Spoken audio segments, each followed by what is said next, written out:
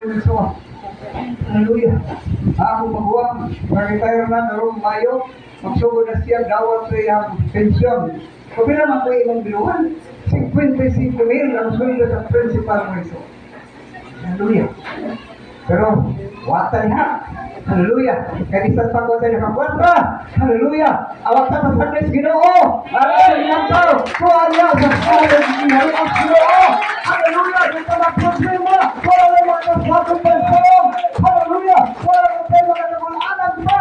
Suliling mo panahon na. Praise God. Dito mga langka. Matutagin ng sauce. Hinom ninyo lapaw kung bili sa mga langgam. Tama yung mga langgam. Kita kong langgam nga may dalang balon-balon, may dahil silang reserva. Wala. Isang pa ko sa kalakan. Kung may ngayon mapalgan, ang ilang naging mahimo pagpuno na din sa ilang siya nga na botsi. Pag-agi na sila tambak na may naghama, ang ilang napuno botsi na yan. Di sila pwede makadala.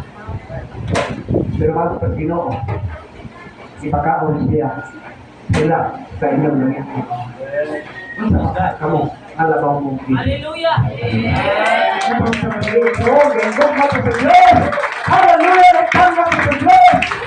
Sa pangalangan, siguro na ito ang pinakaligpis atong pakalangag sa Ginoo kan Ginoo mga balos ra sumala sa iyong mga sa.